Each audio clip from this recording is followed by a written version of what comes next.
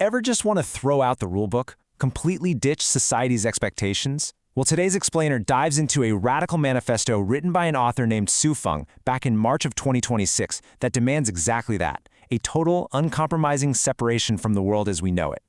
We're going to unpack the stark lines this author draws between our current reality and his proposed utopian future, strictly following the framework laid out in his text. To map out this complex ideology today, we'll be looking at 4 key areas. 1. The two civilizations. 2. Reason versus spirituality. 3. Breaking the old rules. And 4. The edge of death. Section 1. The two civilizations. Establishing the fundamental divide. So, what are we talking about here? Well, the text calls our current setup Civilization 2.0. It's the world we live in right now.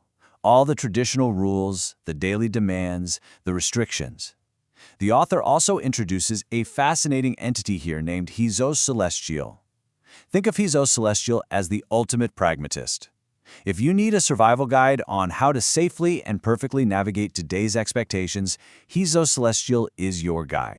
But then we have Civilization 3.0, which the text also calls Life Genuine. And this isn't just an upgrade, it's presented as a completely different paradigm. Xue Feng argues that you absolutely cannot build this future state if you're still catering to the old rules. If you want true breakthroughs, invention, or creation, the manifesto insists you have to step entirely outside of what people take for granted. You just can't reach 3.0 by trying to please 2.0. Which brings us to Section 2. Reason versus spirituality, the internal conflict. There's a massive clash happening in the text here. On one side, you've got Hezos Celestial handing out incredibly precise, reality-based guidance. On the other side, Xu Feng, who just wants to act completely on his own instincts.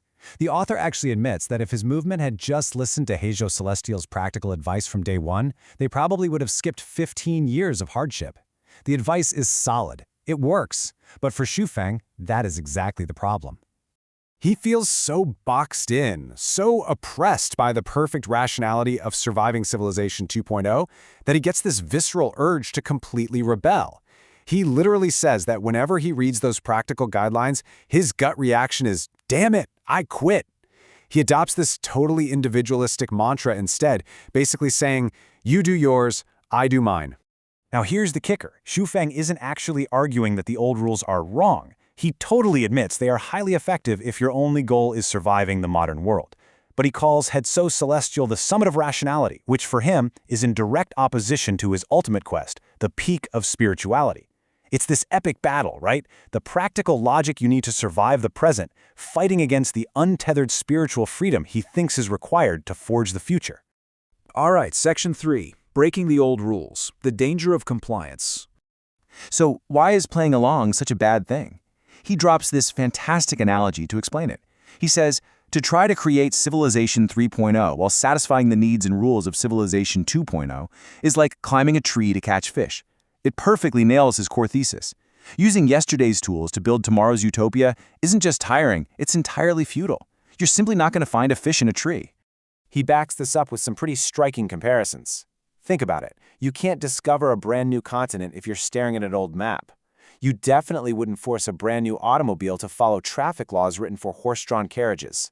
And a massive global satellite network like Starlink just can't operate using old ground-based stations.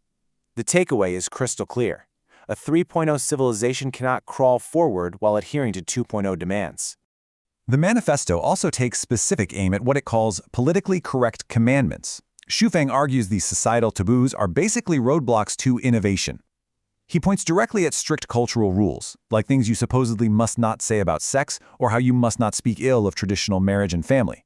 He says these rules grip people right at their vital points. By calling them out, he's circling the exact social boundaries he feels they have to cross to actually be free. Because if you let society dictate what you can and can't say, Xu Feng posits that Life Shan just becomes another cog in the Civilization 2.0 machine. You don't become a pioneer. Instead, the text warns, you turn into a drone, a robot sent out onto the battlefield, a servant just waiting for orders. In his eyes, full conformity means the total death of the new civilization. And that leads us into Section 4, the edge of death, the inevitable collision. So what actually happens when you completely rip up the social contract? Well, Shufeng doesn't sugarcoat it. He lays out the fallout step by step. You abandon the rules and you are going to get into inevitable collisions with society. That friction leads to suppression, which eventually ends in full-blown persecution. He's absolutely not promising an easy, peaceful transition here. He is bracing for intense, systemic pushback. And he meets that reality head-on with a wildly dramatic conclusion. He asks, essentially, what then should be done? His answer? Nothing.